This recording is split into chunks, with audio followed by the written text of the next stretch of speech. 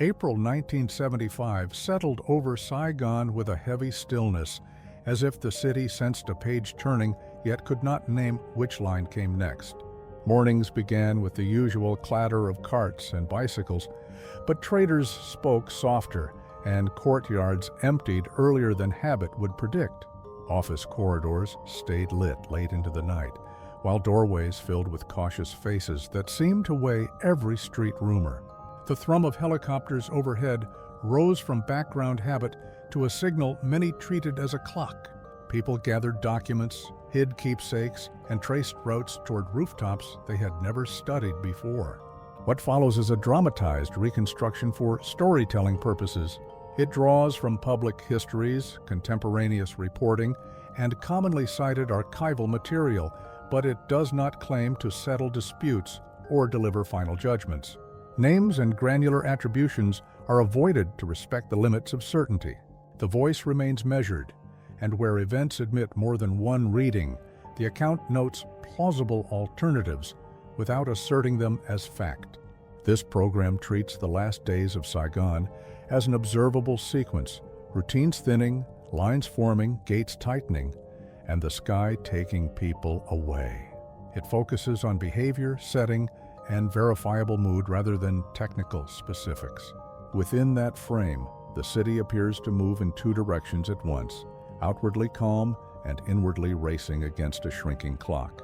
The narrative proceeds step by step through the final hours, mindful that some details may be approximate, and that many witnesses saw only fragments of a complicated departure.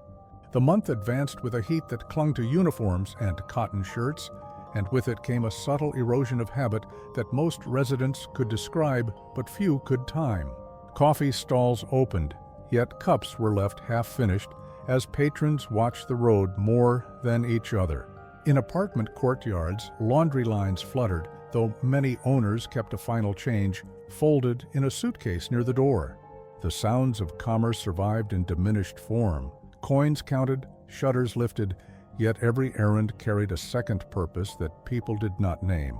Children stared at the sky and traced the shapes of aircraft with small fingers, as if the city's horizon now offered daily lessons. The center of town showed its contradictions most clearly.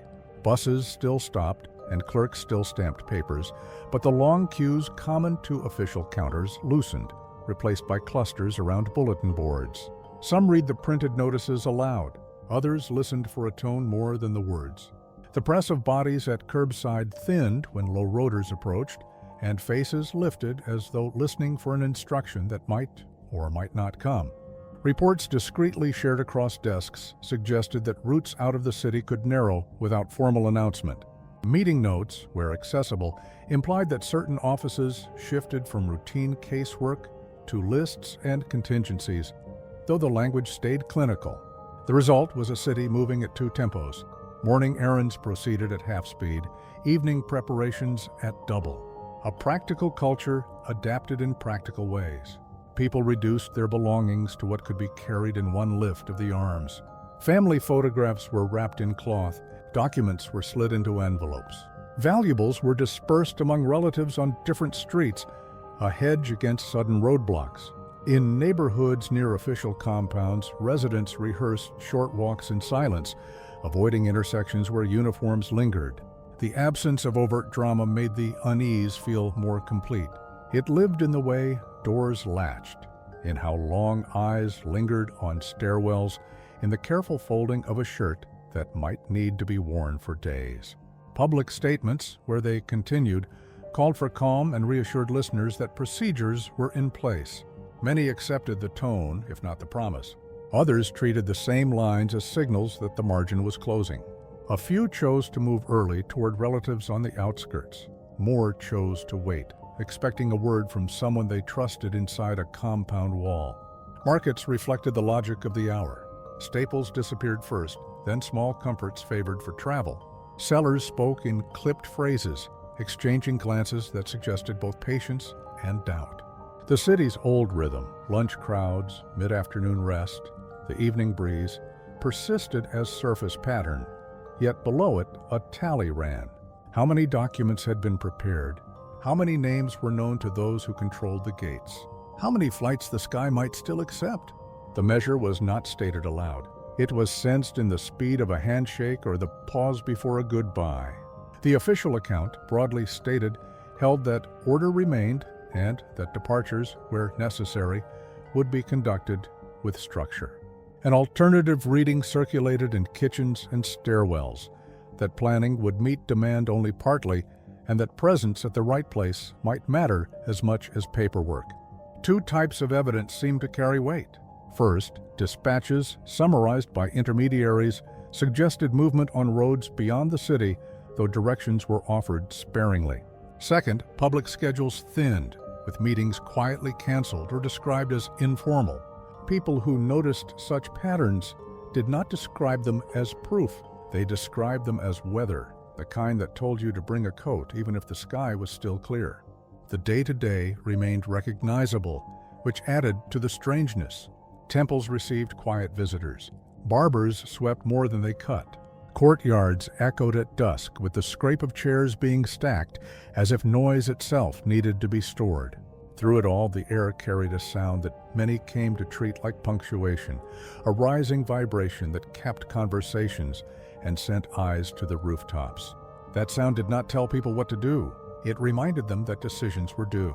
Nada serupa muncul di ruang administrasi dekat pusat kota, saat catatan singkat dan agenda harian mulai dibuka satu persatu untuk menilai apa yang masih mungkin dini hari berikutnya. By the time the city learned to read the sky, the compound learned to count the hours. Corridors that once carried casual greetings now hosted clipped exchanges, each measured to avoid panic while still moving tasks forward. Desks filled with folders that no longer represented ordinary cases, but potential departures, and phones rang with a frequency that made silence feel unnatural. Visitors arrived at the gate with papers folded flat and faces trained toward the small windows where guards weighed each appeal. The line outside shifted without obvious signals, forming pockets of stillness and sudden motion. Inside, the priority was to keep shape, record names, confirm identities where possible, align transport with space. The language of the moment avoided absolutes. Phrases like, "if space allows," and "as soon as we can," carried as much meaning as any stamp. The official line, shared discreetly, held that departures would proceed in an orderly manner conditioned by safety. A quieter interpretation circulated among staff who read both the notes and the faces. It suggested that departure would be a race any process could only partly organize. Two kinds of indicators lent weight to these readings. First, summaries from field officers appeared to grow shorter and more urgent, implying a moving frame beyond the walls. Second, the day's internal schedule compressed, with meetings merged and end times left open, a practice that in calmer months would have been corrected by habit. The gate became an index of the city's state. Families arrived in rhythms, morning, afternoon, midnight, hoping for a favorable moment when intake might expand. Some held letters of reference. Others held nothing but the knowledge that someone inside had once promised a call. On the other side of the glass, staff worked to separate signal from noise without the comfort of time. Lists lengthened, then split into sublists, an administrative attempt to give shape to uncertainty. Composure was not theatrics. It was a technique for staying effective. Voices stayed even, gestures spare. Anyone who stepped outside the gate adopted a neutral bearing to avoid inflaming the crowd. Inside the offices, maps were consulted, not for grand maneuvers, but for short routes and holding points. The purpose was simple: move steadily, reduce friction, keep the next hour viable. The tension between the official description and the ground experience persisted. One version emphasized continuity, procedures, and patience. Another warned that the window might narrow suddenly, requiring departures that felt improvised, even when many steps had been rehearsed. In that environment, the hum of aircraft acquired a second meaning. It became not only a promise for those waiting, but also a meter for those planning, a reminder that the city's clock could accelerate without warning. Staff adapted in small, visible ways. Shoes were exchanged for sturdier pairs, bags stayed packed under desks. A modest pantry was set near a conference room for people unlikely to leave their posts. Wastebaskets filled with scribbled notes that had already been updated, then updated again. When briefings occurred, they tended to cite two types of sources to justify a course of action. A radio summary would provide the current outline of conditions. A logbook entry from the previous night would anchor the day's plan. Neither source claimed final authority, yet together they offered a working horizon, sufficient to move the line forward. The city outside remained present even when unseen. Its sounds leaked through walls, engines, horns, the low roar that large crowds produce even when not shouting. That mix entered the building like weather, shaping mood and pace. People who had long worked together found new ways to signal confidence without saying it. A steady nod, a hand laid flat on a desk, a glance at the clock followed by a return to the list. Those gestures did not make the situation better. They made it survivable. Several times in the afternoon, the gates surged. Those inside resisted the urge to look up at once, knowing that visible attention could widen the surge. They trained their eyes on the next form, then the next. Even so, the rhythm of work contained pauses that no schedule had accounted for. Papers shook in hands that were otherwise steady. Pens were set down midline. Each pause lasted only a breath, then the next task resumed. The framing remained professional and careful. Yet even careful framing could not hide that the city's center of gravity now tilted skyward. From ruang sebelumnya, fokus berpindah ke ruang atap di berbagai gedung. Saat catatan terakhir disalin untuk tahap selanjutnya dan jalur naik mulai diuji terhadap waktu yang terus menyusut. The rooftops, once simple termini for stairwells, became stages for departure that no one had planned to memorize. People climbed with small bags and steady faces, their movements careful on the final steps where concrete met open air. The heat struck hardest up there, turning every breath into measured effort, yet few retreated. They formed lines that suggested order without strict instruction, arranging themselves near edges or around painted markings that only days earlier meant nothing. Each arrival produced a recalculation: who had been waiting longest, who held papers, who stood nearest the point where help might appear. No one used the word fairness. They used time and distance. The sound that ruled the lines grew in the body before it entered the ear. A rising vibration sent jackets fluttering and unsettled loose leaves that lay forgotten against pipes. Conversations shortened as that signal approached, but even at full roar, people tried to communicate with gestures. A hand on a shoulder, a flat palm pressed outward to hold a space. The official understanding favored steady flow and minimized motion. It aimed to keep each lift predictable, knowing that unpredictable moments carry risk. The alternate understanding, formed atop narrow parapets and in stairwell shadows, held that opportunity might present itself once and never repeat. Both readings produced disciplined behavior. Those chosen moved when called. Those not chosen pressed closer to the line without breaking it. Observers who had been tasked with advising superiors noticed two credible measures that explained the compression of time. First, notes kept by building staff, scraps of entries about arrival and departure, showed the intervals shrinking across the day. Second, a public radio bulletin, brief and cool in tone, used language that implied the city center could change hands sooner than many expected. Neither item offered a complete picture, but together they told those on the roof that the window was narrowing by the hour. Human detail persisted among the formalities. Water was passed along in cups that returned empty and damp. A scarf was tied around a face to keep dust from drying the mouth. A teacherly hand counted small heads in one group, then nodded, not as a claim, but as a check against panic. People avoided looking directly down. They studied the horizon instead, where low haze erased distance. On some rooftops, guards or building attendants stood between the crowd and the ledge. They used economy of motion, saving voice for when it mattered. When the moment arrived, the instruction was simple and final. A small cluster moved, the line sealed behind them. Those left in place kept their posture, knowing that one unruly step could swallow the hour. The tension between stated order and lived improvisation sharpened as late afternoon bent toward evening. Lists made earlier in the day met the pressure of feet on concrete. Some names matched faces, some did not. People presented documents with steady hands, as if the paper itself could guarantee continuity. Yet even the most prepared understood that much depended on timing and position. The sensation was of standing near a narrowing corridor while trying to remain calm enough to pass through it. In that corridor, the city below continued to function in fragments. A hawker's call carried up a shaft between buildings. A radio somewhere played a song that belonged to normal days. Those reminders did not soothe. They clarified how nearly the old pattern survived and how quickly it could vanish. Two frameworks for understanding the rooftop hours circulated among those who kept watch. The first said that the process remained under control and that patience rewarded order. The second said that control could be preserved only if departures accelerated beyond the comfort of orderly pace. Both frameworks contained risk. Both aimed to save as many as conditions allowed.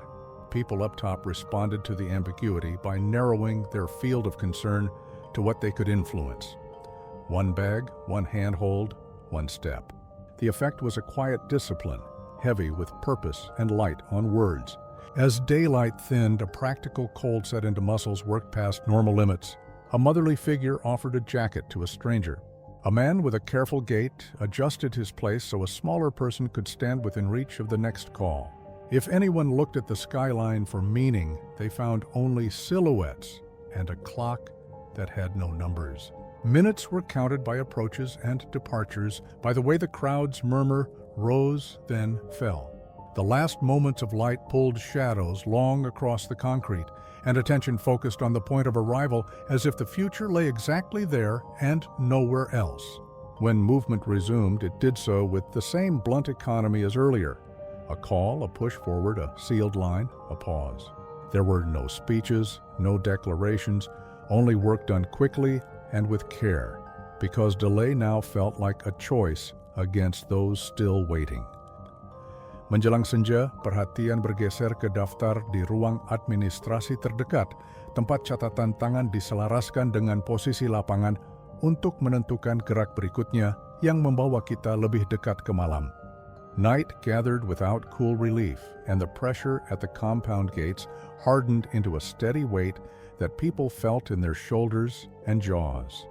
Lamps cast a cone of pale light over faces turned upward toward the small windows, while the rest of the street dissolved into layered shadow. The line no longer resembled a queue so much as a field of fixed points, each person protecting a small circle of space, all listening for the same brief instruction from within. Families stayed close by touch rather than talk. When a vehicle rolled past, the crowd shifted by inches, then settled, as if guided by habit more than command. Inside the perimeter, the routine adjusted to darkness. Desks were cleared of everything not needed in the next hour. A simple ledger kept at the entrance recorded initials and times, a modest practice that in a quieter era would have been routine. Tonight it became one of the few anchors between order and rush. A short internal note, read in a low voice at a side table, suggested that conditions on key streets could change again before dawn. The wording was careful, but the implications were plain to the people who had to act. The formal statement remained that the process would continue as safely as possible. An alternate view, traded quietly between colleagues who had watched the afternoon compress into evening, held that each passage through the gate might be the last of its kind. Both readings shaped behavior. The official stance kept the line civil. The alternate kept the pace brisk. Guards avoided sharp movement. They focused on eye contact, on brief hand signals, on a practiced stillness that blocked panic before it formed. Beyond the first rank, people shared water and short updates with strangers who had become temporary allies. A folded paper changed hands, then returned to its owner, now flatter and creased, as if the document itself had absorbed a measure of strain. From above, the sky felt close. The throb of engines arrived in waves, sometimes distant, sometimes so near that dust jumped along the asphalt like fine rain. Each arrival forced a calculation at the gate: how wide to open, how many to admit, whether to match names to a list or to follow the directive to keep the flow moving. No one announced a change in policy. The changes appeared in the tempo of the line and the length of pauses between decisions. Where evidence was needed to justify a choice, two small sources tended to be cited. A clipped radio summary, monotone, spare, indicated that certain intersections were no longer advisable after a particular hour. And the gate ledger itself, with ink still drying, showed that the intervals between entries had shortened since sunset, a pattern that the senior clerk pointed out with a fingertip rather than a speech. Near midnight, the street's sound narrowed to breath and murmurs. Children slept against knees. A few adults stood with eyes closed, conserving clarity for the next exchange at the window. When a new group approached from the side road, the line absorbed them without collapse, adjusting by the width of a shoulder to keep the front visible. Inside, staff reshaped lists into smaller packets that could travel by hand rather than folder, a simple accommodation to motion and fatigue. No one described the work as heroic. They described it as necessary to keep the next hour viable. The official guidance continued to prefer predictability. Yet even that guidance admitted, in its cautionary phrasing, that the city might require faster decisions at short notice. The bridge between those positions was the gate itself, a narrow hinge on which hopes and plans tried to swing without breaking. As the lamps drew small halos in the humid air, the pattern held a name, a nod, a passage, a closed gap. The street beyond lay watchful and thin of traffic. Overhead, sound gathered again, and eyes rose in a motion that now felt learned rather than reactive. Menjelang pergantian jam, perhatian bergeser ke meja kecil di dalam lorong. Tempat daftar halaman terakhir disusun ulang menjadi urutan singkat yang bisa dibawa satu putaran berikutnya, tanpa menunda langkah siapapun. Work in the inner offices shifted toward closure, not as an announcement, but as a posture. Chairs were left pulled back from the table, as if their owners expected to return but knew they might not. The lists, which had begun the day as complete names with notes in the margin, now appeared as tight columns of initials and markers, enough to call the next group without inviting debate. The atmosphere did not loosen. It clarified. A senior aide traced a finger down the page and paused at each mark that aligned a person outside with a space above. Under normal light, this might have looked like paperwork. Under tired bulbs and a thinning clock, it read as navigation. Official messaging still used the language of structure. Proceed as planned, maintain safety, keep communication precise. A parallel understanding, voiced in hedged phrases near doorways and in curt nods across the hall, accepted that the remaining lifts could number fewer than the demand. Those two readings did not collide. They braided, the first offering shape, the second creating urgency. When movement toward the stairwells began, it did so with an economy learned over the long day. Staff at the gate indicated a small cluster to advance. Another staffer in the corridor verified a mark on the page. On the first landing, a building attendant adjusted the line, reducing the risk of a pause near the turn. No one promised that any single person would clear the roof in time. They promised only that the next step would be earned if taken promptly. Evidence used to guide timing remained modest but credible. A concise field report placed on the corner of the desk indicated that lights had gone dark along one access route, possibly by design. A press bulletin recorded earlier in the evening, neutral in tone, mentioned that control of key facilities could shift before dawn. Neither piece of information commanded the room.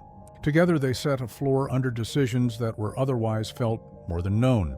On the roof, the air held the smell of hot concrete and oil. The line formed not along the ledge but perpendicular to it, a small change that shortened the distance between selection and movement.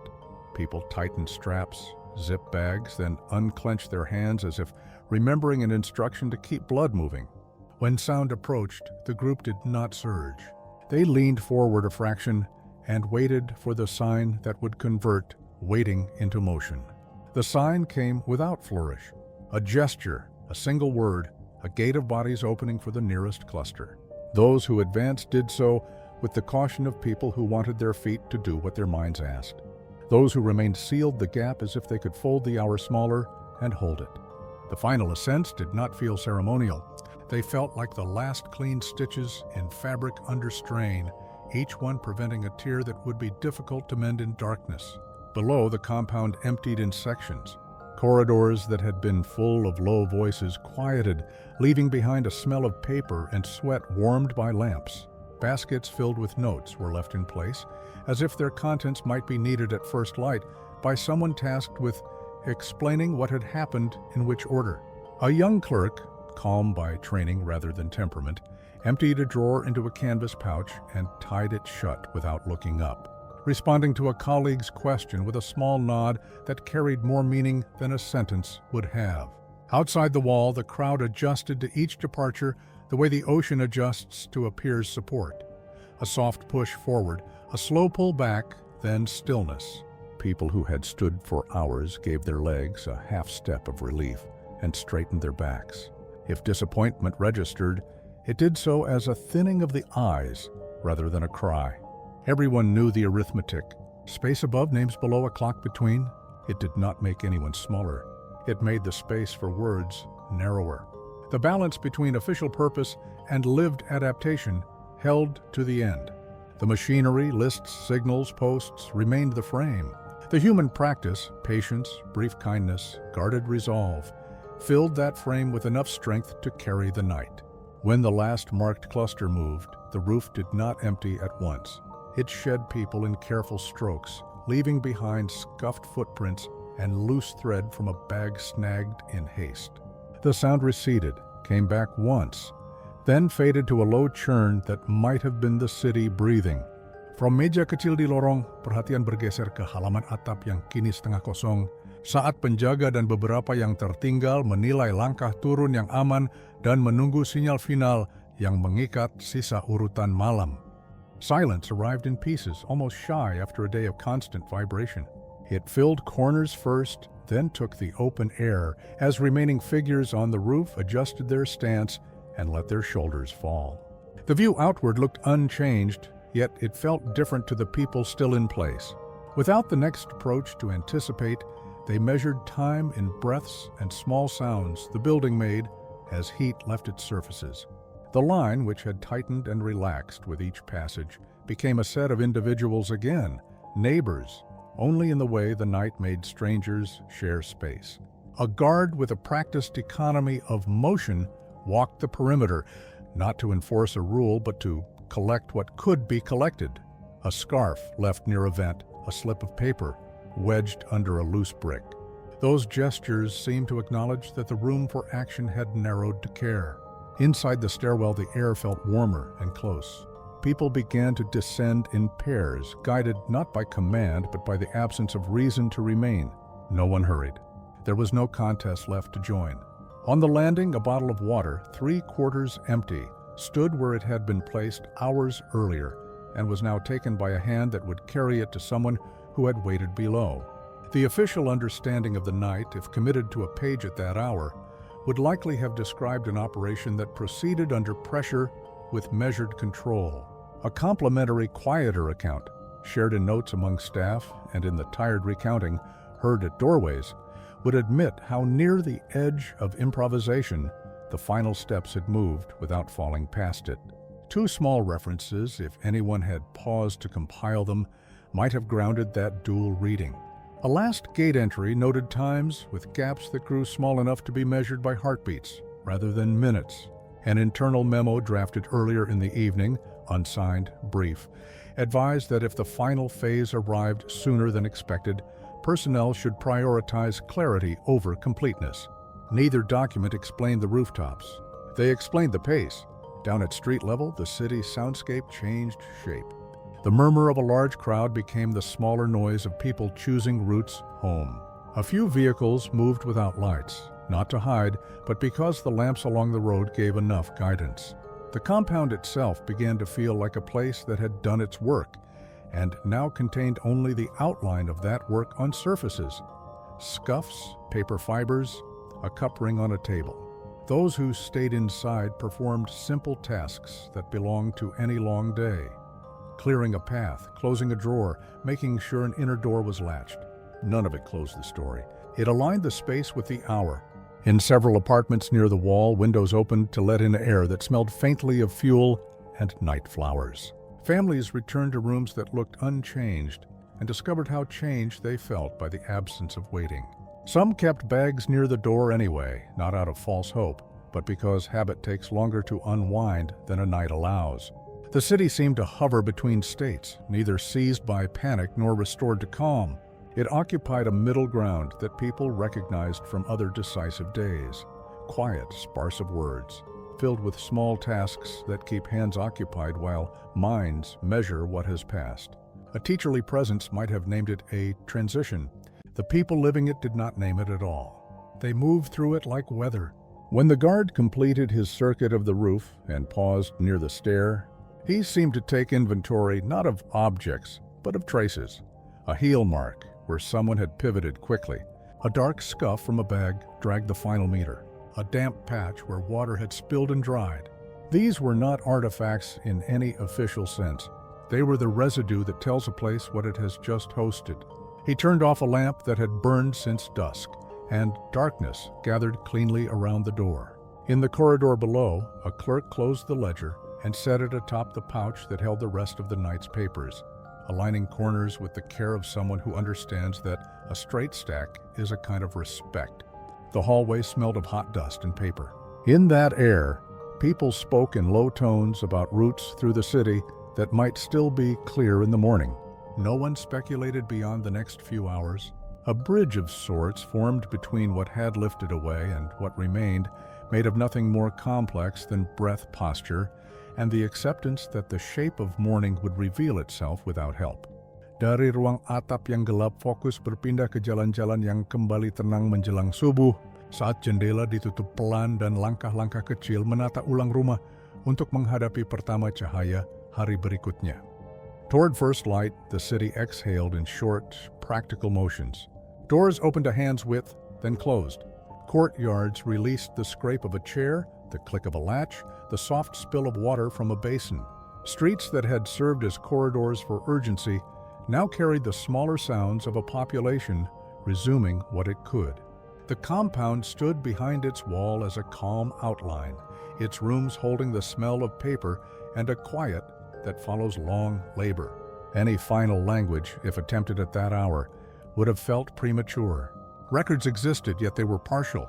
Timetables could be drawn from gate entries and brief radio bulletins, yet they would not contain the hesitations and calculated pauses that shaped the night. Two readings continued to sit side by side without needing to defeat each other. One treated the departures as the completion of a process. The other observed how often the process met the edge of improvisation and stepped carefully along it. Both were plausible. Neither was complete. That morning, residents moved with care that did not look like fear. Bags stayed near doors. Papers remained within reach. People swept thresholds and watered plants, as if reclaiming small ground while accepting that larger ground had shifted. The questions that lingered were practical rather than grand. Which streets might open next? Which rooms should remain ready? Which names would still find a path as the day matured and the city set its new rhythm? We leave the scene in that ordinary light with the scent of damp concrete and breakfast rice rising where tension had lived for days. What was taken by the final lift cannot be measured by count alone, and what remained cannot be described as a single mood. Between them stretches a narrow band of hours that seems to hold more weight than the pages prepared to account for it. In that band, Saigon appears to wait without announcing it, poised between the last blades of night and whatever form the daylight might choose to show.